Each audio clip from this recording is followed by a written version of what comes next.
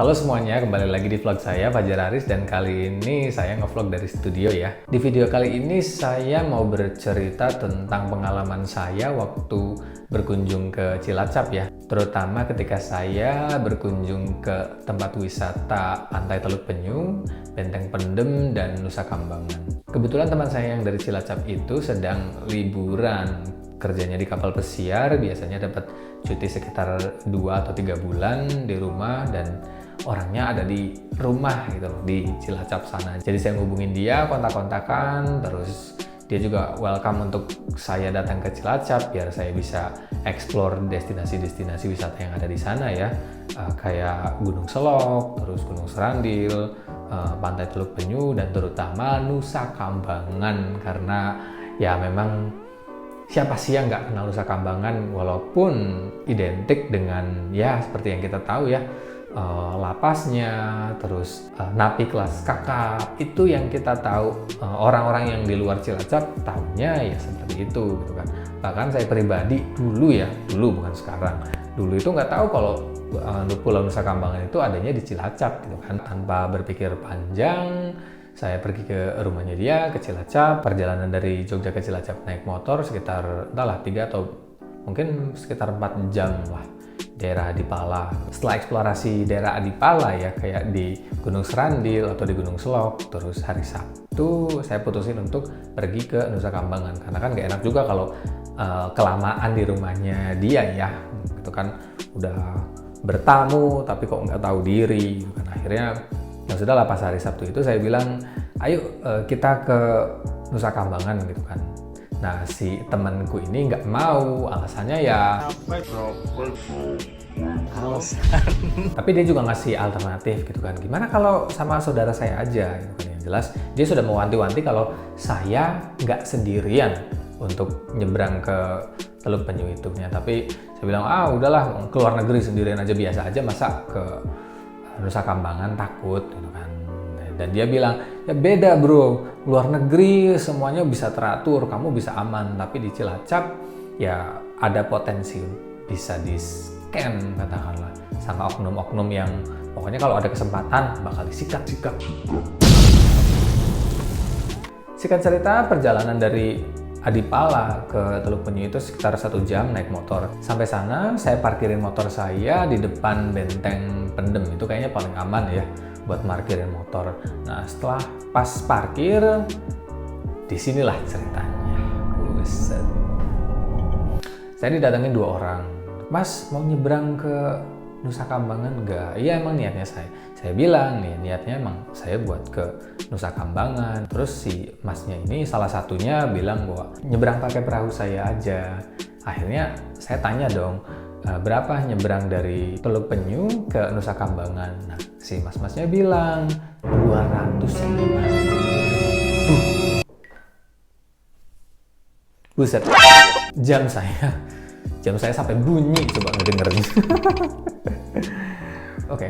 Ya saya shock kan, karena sebelum ke Cilacap, sebelum ke Nusa Kambangan juga saya sudah cari-cari informasi tentang Benteng Pendem, tentang Pantai Teluk Penyu, terus perjalanannya seperti apa, terus situasi di sana seperti apa, di Nusa Kambangan itu apa aja yang bisa saya lihat, itu saya sudah kumpulin informasi. Terus saya bilang, loh kok kenapa 250? Terus si masnya menjelaskan bahwa dengan 250 itu kayak charter, apalagi karena saya sendirian. Jadi si perahu itu nanti nganterin saya ke beberapa spot-spot wisata yang ada di Nusa Kambangan. Salah satunya ngeliat lapas juga. Dalam arti ngapain saya ngeliat lapas gitu kan. Ya memang sih Nusa Kambangan terkenal dengan lapasnya, tapi kan bukan berarti saya juga pengen ngeliat lapasnya. Kayak akhirnya saya nggak bisa, ini kemahalan gitu kan. Nah, si mas-masnya menawarkan lagi, sudah kalau gitu 150 aja, tapi nanti cuma beberapa spot, nggak sampai ke lapas Nusa Kambangannya. Terus akhirnya saya putusin, nanti aja ya mas, saya mau ke Benteng Pendem dulu. Ditahan lagi men. Kata si masnya, mendingan nyebrang dulu aja ke Nusa Kambangan aja, soalnya Nusa Kambangan itu tutupnya lebih awal, sekitar jam 4 itu udah tutup. Dan Benteng Pendem itu tutupnya lebih lama, sekitar sampai jam 6-an lah.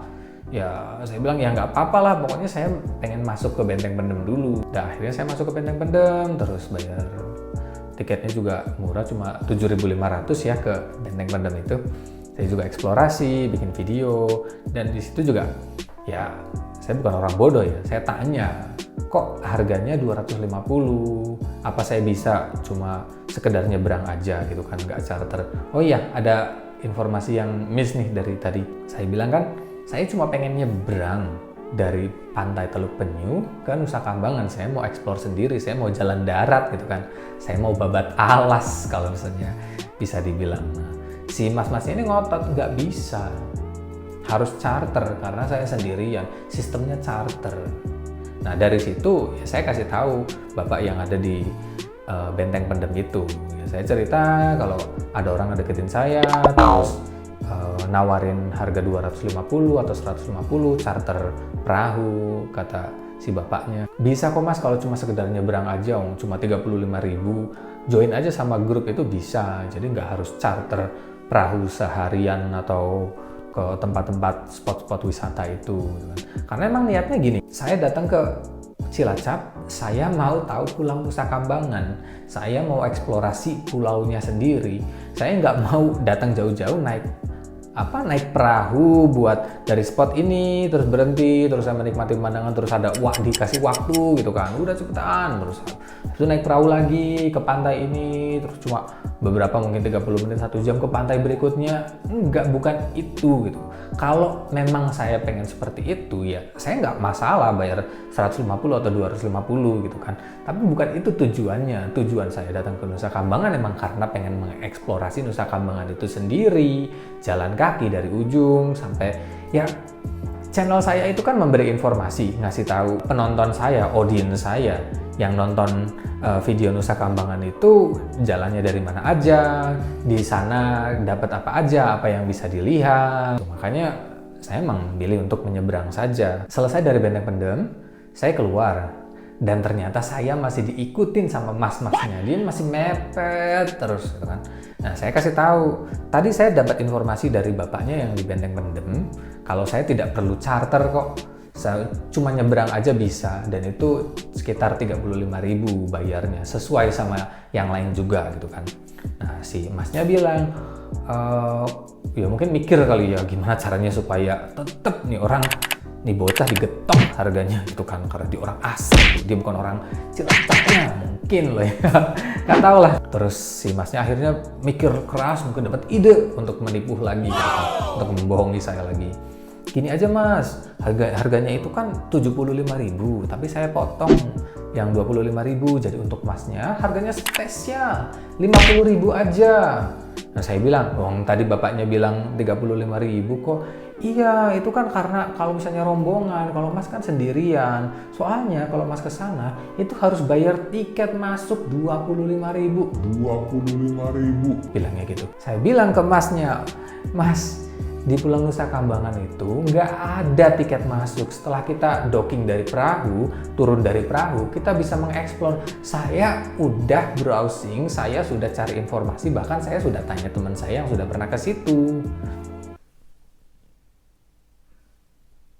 Dan akhirnya si masnya ini masih tetap kayak ngotot gitu loh. Saya juga nggak tahu kenapa nih orang ngejar, apa nggak laku perahunya atau gimana.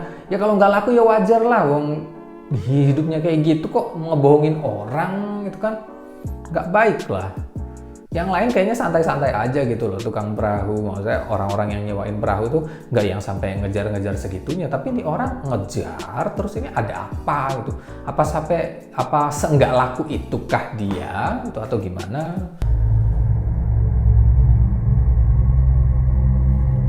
Tapi pada intinya saya bisa lolos dari si masnya ini ya, yang dari tadi kayaknya ngejar terus ada apa gitu kan. Waktu itu sih saya cuma ya lihat-lihat sekeliling lah sambil jalan-jalan sekitar, terus ya sekitar pantai lah, bibir pantai itu kan banyak perahu-perahu, terus banyak orang pada duduk-duduk juga. Di situ ada perahu yang lagi mau nganterin grup gitu kan, mau nganterin ke Pulau Nusa Kambangan. Ya akhirnya saya lari dong deketin perahu itu. Pak, saya bisa ikut gabung nggak?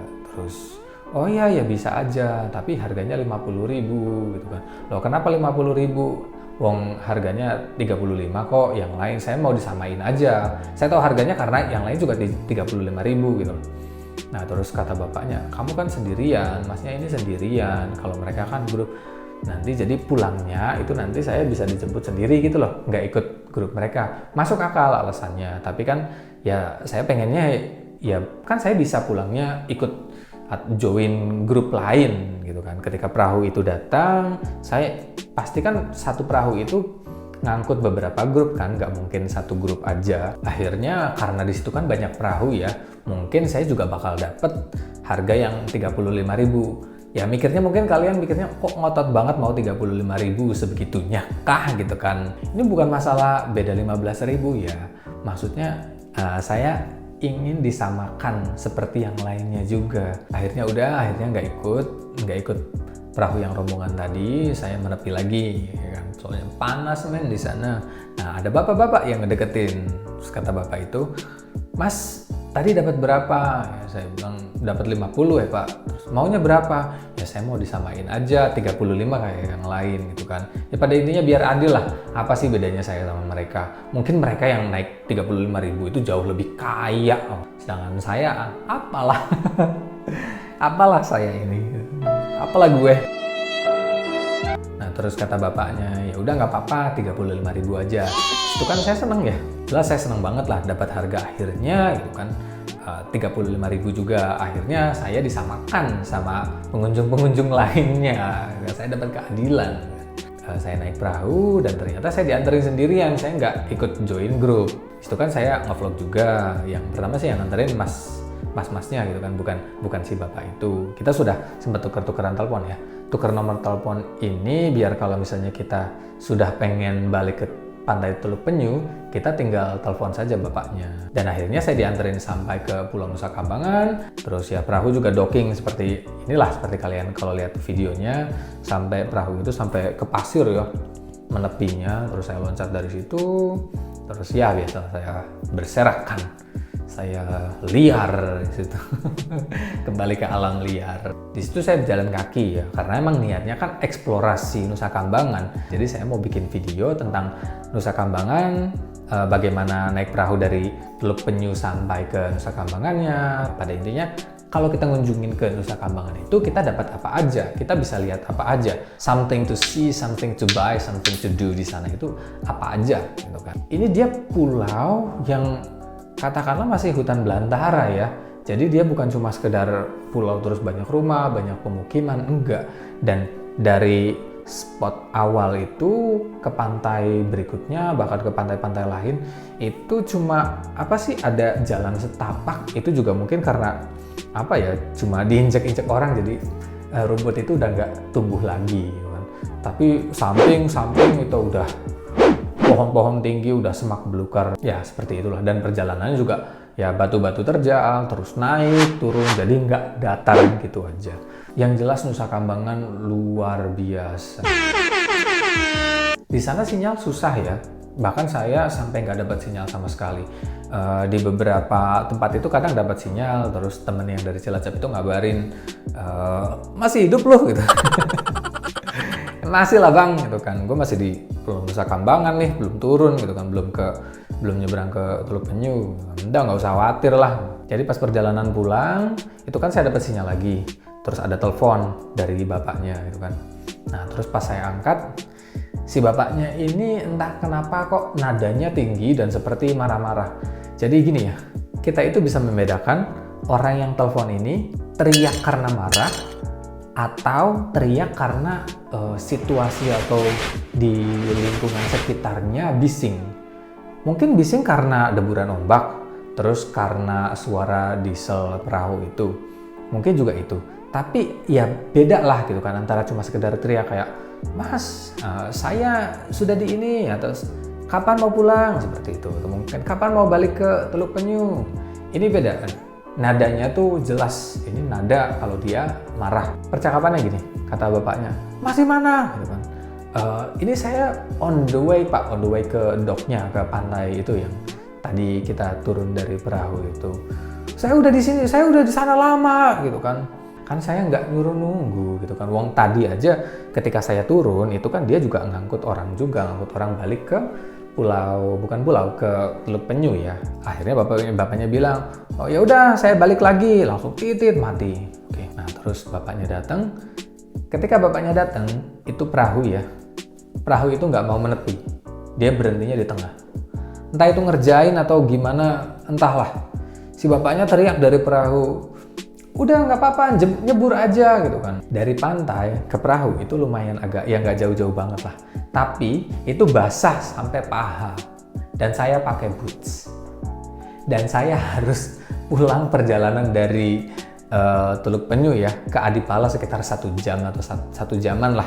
Bayangkan gitu kan. Tapi ya sudahlah, saya berada di tengah-tengah pulau gitu kan ibaratnya, dan ini bukan wilayah saya, bukan Jogja lah katakanlah.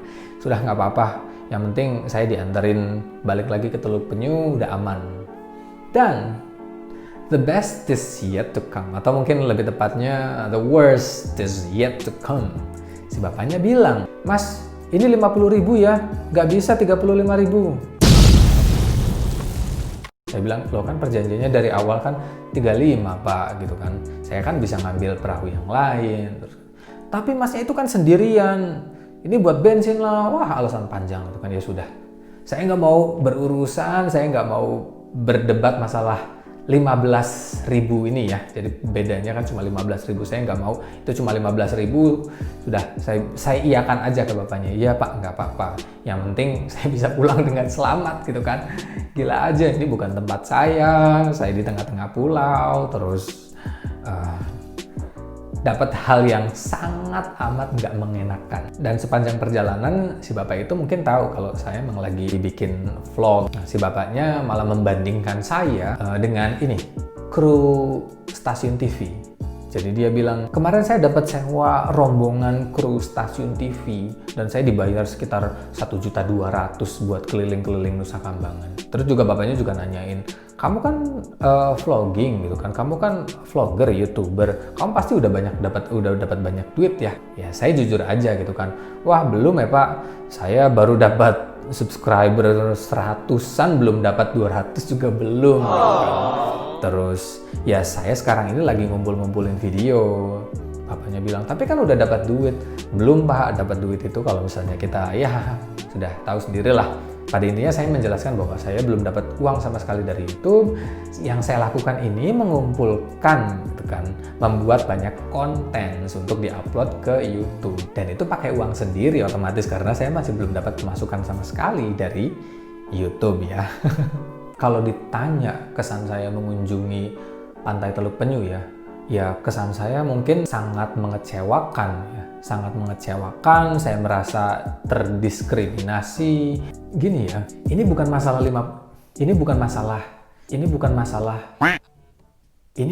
perkara 15.000 ya, tapi ini masalah kekecewaan. Dari awal saya datang, saya diikutin orang terus, saya dipaksa untuk naik perahunya dia. Mereka berusaha untuk kayak scamming atau katakanlah menipu saya sih, para oknum-oknum jahat itu, dengan bilang nggak bisa nyebrang kalau sendirian, harus charter. Ini masukan dari saya kepada pihak pengelola Pantai Teluk Penyu ya, dan semua yang terkait gitu kan. Saya sebagai pengunjung yang merasa dikecewakan, yang merasa dibohongi, dan saya mewakili orang-orang yang pernah katakanlah dibohongi sama para oknum-oknum itu. Saya mohon mereka ditertibkan, mereka diberi sanksi yang tegas. Bukankah seharusnya mereka meningkatkan kualitas pelayanan agar menarik pengunjung dari luar daerah juga? Gimana suatu kawasan wisata bisa maju kalau cuma mengandalkan pengunjung lokal saja? Jadi saran saya, mohon para oknum-oknum yang seperti itu, yang kayaknya kalau ngelihat kesempatan pengennya sikat, pengennya ngambil keuntungan sebanyak-banyaknya gitu kan, tanpa mempedulikan efek jangka panjangnya seperti apa, itu tolong ditindak tegas. Karena bagaimanapun juga gara-gara 1-2 oknum yang seperti itu kan dampaknya besar ya. Bisa-bisa ketika orang kecewa, orang kan nggak mau lagi balik ke situ. Wah jangan ke situ berbahaya, di situ banyak scammer, di situ saya nyebrang dimahalin. Jangan karena gara-gara mereka akhirnya banyak kekecewaan dari para pengunjung yang bikin kita nggak mau lagi balik ke Pantai Teluk Penyu. Mungkin Pantai Teluk Penyu bakal terus laris, bakal terus tetap banyak pengunjung ya, karena kan siapa juga yang nggak mau liburan. Tapi sampai kapan gitu kan? Apa cuma bakal mengandalkan pengunjung-pengunjung lokal aja? Apa nggak mau berkembang? Apa nggak mau Pantai Teluk Penyu atau Nusa Kambangan itu dikunjungi lebih banyak wisatawan lagi? Akhirnya industri-industri lokal seperti kayak restoran, warung makan, atau mungkin yang penyewa perahu juga lebih banyak pemasukannya loh, karena lebih banyak pengunjung. Jadi jangan sampai para oknum-oknum yang nakal ini menghambat rezeki mereka, mematikan rezeki mereka.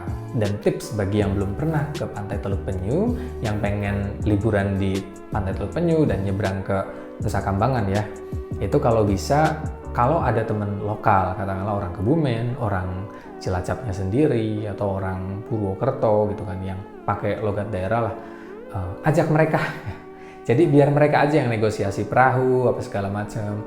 Biasanya kalau sama orang lokal, harganya disamaratakan, atau nggak memancing katakanlah si oknum-oknum jahat ini untuk berbuat yang katakanlah tidak menyenangkan ya. Terus kalau bisa nggak sendirian. Kalau sendirian ya siap-siap kuatkan iman dan mental aja. Itu aja cerita dari saya, semoga bisa itu aja cerita dari saya, semoga bisa menjadi pembelajaran ya bagi kita semua. Saya sendiri kalau ada kesempatan lagi, saya mau ngunjungin ke Pulau Nusa Kambangan lagi, tapi ya saya juga belajar dari pengalaman, saya pasti nggak mau sendiri. Sampai jumpa di video berikutnya.